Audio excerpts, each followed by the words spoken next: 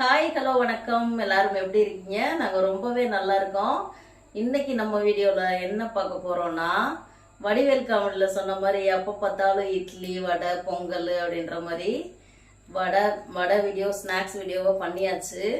Sweet பண்ணவே இல்லை. நம்ம வீட்டு ஸ்பெஷல் வந்துட்டு ரவா ஹல்வா.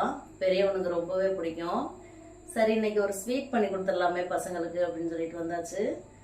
எப்படி பண்ணலான்னு பார்க்கலாம் வாங்க. நான் வந்துட்டு இந்த டம்ளரில் ஒரு டம்ளர் ரவை, ஒரு டம்ளர் தண்ணி ஊற்றிட்டு அரை மணி நேரம் முன்னாடி நல்லா ஊற வச்சு எடுத்திருக்கேன்.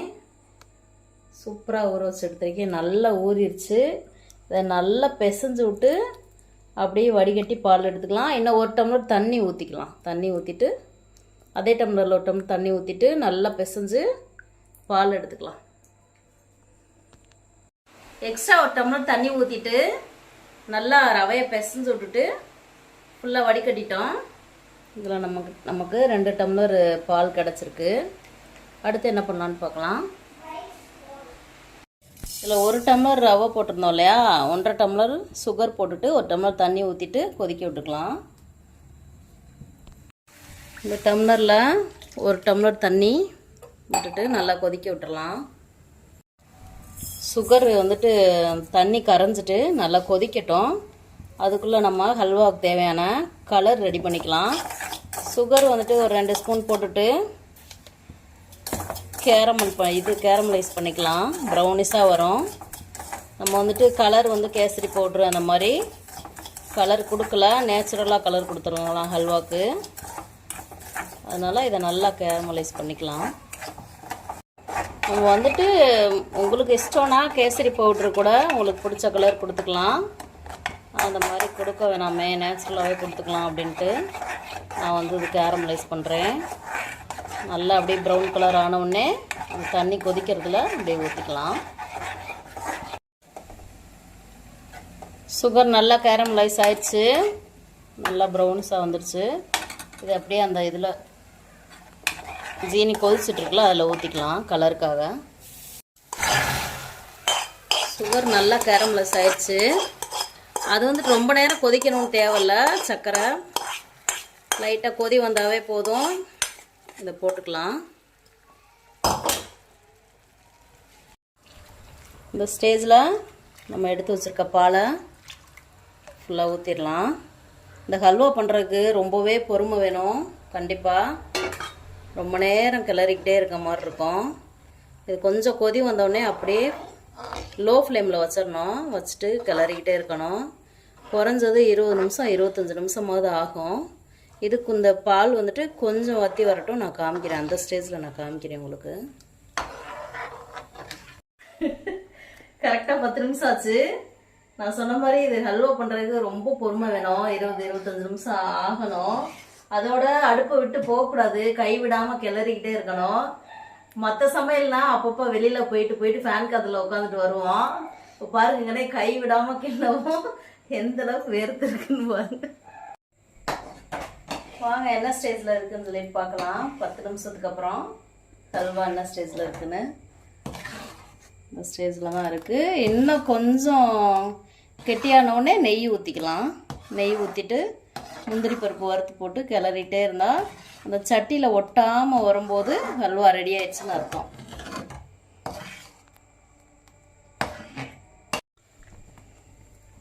பதினஞ்சு நிமிஷம் ஆச்சு. இந்த ஸ்டேஜில் ஒரு 2 ஸ்பூன் நெய் விட்டுக்கலாம். நெய் விட்டுட்டு கிளறிக்கலாம்.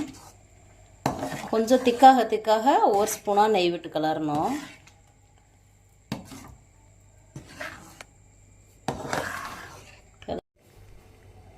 ஹல்வா இன்னும் கொஞ்சம் திக்காயிடுச்சு. இன்னும் 1 ஸ்பூன் நெய் ஊற்றிக்கலாம். கொஞ்சம் கொஞ்சமாக திக்காக ஒவ்வொரு ஸ்பூனாக நெய் ஊற்றி கிளறிக்கிட்டே இருக்கணும். அப்போ தான் நல்லா திரண்டு வரும். இப்போ இன்னும் கொஞ்சம் திக்காயிடுச்சு. இன்னும் 1 ஸ்பூன் போட்டுட்டு நல்லா கிளறுவோம். நல்லா சட்டியில் ஒட்டாமல் திரண்டு வரணும். அது வரை கொஞ்சம் திக்காக ஒவ்வொரு ஸ்பூனாக நெய் விட்டு கிளறிக்கிட்டே இருக்கணும். ரொம்ப பொறுமை தேவை இதுக்கெல்லாம், ஹல்வா பண்ணுறதுக்கெலாம். கொஞ்சம் கொஞ்சமாக நெய் விட்டு கிளறிட்டே இருந்தோம். கிட்டத்தட்ட 40 நிமிஷம் ஆயிடுச்சு மொத்தத்துக்கு ஆரம்பிச்சிருந்து. இந்த மாதிரி சட்டியில் ஒட்டாமல் திரண்டு வரணும் தான் பதம். இப்படி எடுத்திங்கன்னா சட்டியில் ஒட்டக்கூடாது, இதுக்கு மேலே விடக்கூடாது, விட்டால் நல்லா இருக்காது. எடுக்கும்போது சட்டியில் இப்படி ஒட்டாமல் பிறண்டு வரணும். இப்படி பிறண்டு வந்தால் தான் அல்வா ரெடி ஆயிடுச்சு அப்படின்னு சொல்லிட்டு அர்த்தம். இந்த மாதிரி வரணும் பிறண்டு. இந்த ஸ்டேஜில் கொஞ்சமாக ஏலக்காய் தூள் போட்டுக்கலாம். இந்த ஸ்டேஜில் கொஞ்சமாக ஏலக்காய் தூள் போட்டு முந்திரி பருப்பு வறுத்து போட்டுக்கலாம்.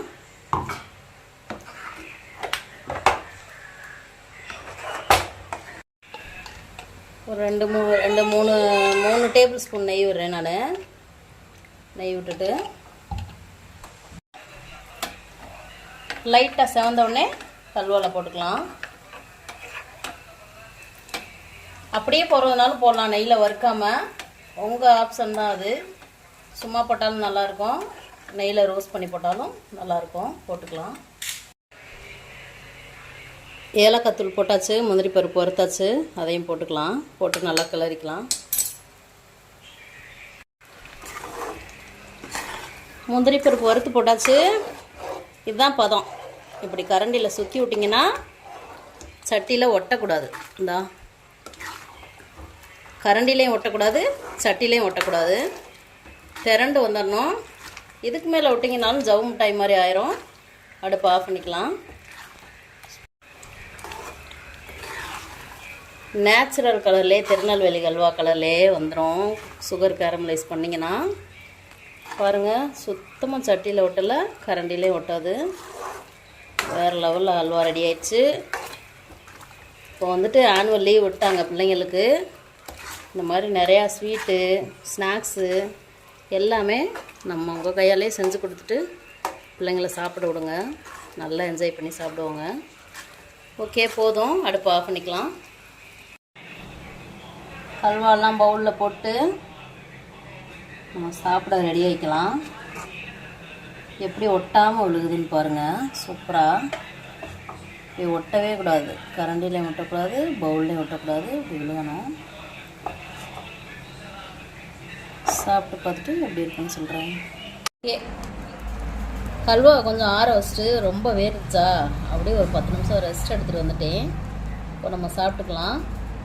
ஹல்வா வந்துட்டு இப்படி நம்ம பவுலில் போடுறோன்னா பவுலில் இப்படி ஒட்டவே கூடாது, திரண்டு வரணும். கரண்டியில் எடுத்து சாப்பிட்டாலும் கரண்டிலே ஒட்டக்கூடாது, திரண்டு வரணும்.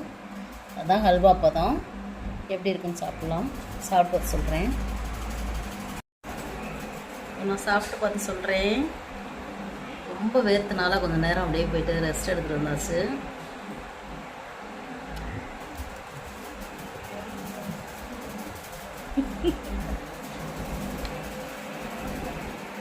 சூப்பராக இருக்குது. ஹல்வா ரொம்ப சூப்பராகவே வந்திருக்கு. ஏன்னா இது நிறைய வாட்டி எனக்கு பண்ண எக்ஸ்பீரியன்ஸ் இருக்குது. உண்மையை சொல்லணுன்னா இது நான் எப்போ பழகினேன்னா, கொரோனா ஃபஸ்ட்டு கொரோனா வந்தப்போ லாக்டவுன் போட்டாங்க இல்லையா. அப்போ வந்து ஸ்கூல் காலேஜ்லாம் லீவ் விட்டுட்டு எல்லாருமே வீட்டிலே இருந்தோம். அப்போ பசங்களுக்கு வந்து டெய்லி 2 ஸ்நாக்ஸ் 3 ஸ்நாக்ஸ் கூட நான் பண்ணிக்கிட்டே இருப்பேன். அப்போ தான் ஒரு தடவை ஏதாவது ஸ்வீட் பண்ணலாமே அப்படின்னு பார்க்கும்போது ரவா ஹல்வா வந்துட்டு அப்போ தான் ஃபஸ்ட்டு பழகினேன். ஃபஸ்ட் டைமே சூப்பராக வந்துச்சு. நீங்களும் இதே மெத்தட்லேயே செஞ்சு பாருங்கள். அதுலேருந்து இப்போ நாங்கள் ஹல்வா வந்துட்டு பசங்களுக்கு அப்பப்போ அடிக்கடி பண்ணி கொடுத்துட்டே இருப்பேன். சூப்பராக இருக்குது. நான் பண்ண மெத்தட்லேயே பண்ணுங்கள், ரொம்பவே சூப்பராக வரும். பயப்படவே தேவையில்ல. அதே மெத்தட்லேயே பண்ணிங்கன்னா ஈஸியாக வந்துடும். எண்ணெய் கொஞ்சம் நேரம் ஆகும். இப்போ இதுவே நமக்கே வந்துட்டு கிட்டத்தட்ட 40 நிமிஷம் 50 நிமிஷம் ஆயிடுச்சு. கைவிடாமல் நின்று கிண்டிக்கிட்டே இருக்கணும். பொறுமையாக கிண்டிகிட்டே இருந்தால் நல்ல ஒரு ஸ்வீட் நமக்கு கிடைக்கும், சூப்பரான ஸ்வீட்டு. இப்போ இந்த 1 டம்ளர் ரவை போட்டோம் இல்லையா, அதுக்கு எவ்வளோ கிடச்சிச்சின்னா 1/2 கேஜிக்கும் அதிகமாகவே கிடச்சிச்சு. நமக்கு 1/2 கேஜியோட அதிகமாக தான் கிடச்சிச்சு அல்வா. இது பசங்க 2 பேரும் சாப்பிட்டாங்கன்னா ஒரு 4 நாள் கூட வச்சு சாப்பிட்டுக்கோங்க. இன்னும் இது வந்துட்டு ஆறிட்டு நாளை காலையில் சாப்பிட்டோன்னா அப்படியே கடையில் வாங்கின திருநெல்வேலி அல்வா மாதிரியே இருக்கும், சூப்பராக இருக்கும். ஓகே, நம்ம திண்டுக்கல் ஃப்ரெண்ட்ஸ் சேனலுக்கு சப்போர்ட் பண்ணுங்கள். செஞ்சு பார்த்துட்டு கமெண்ட் பண்ணுங்கள் எப்படி இருந்துச்சுன்னு. லைக் பண்ணுங்கள், ஷேர் பண்ணுங்கள். யாருமே லைக்கே பண்ண மாட்டேறீங்க. லைக்குன்னு சொல்லிட்டு அங்கே பக்கத்தில் ஒன்று இருக்கும் வீடியோ கீழே, அதை கண்டிப்பாக பண்ணுங்கள். நீங்கள் லைக் பண்ணால் தான் நம்ம வீடியோஸ்லாம் ஸ்க்ரீனில் அதிகமாக போகும். கண்டிப்பாக லைக் பண்ணுங்கள். நாளை மீண்டும் ஒரு வீடியோவில் பார்க்கலாம். டாடா.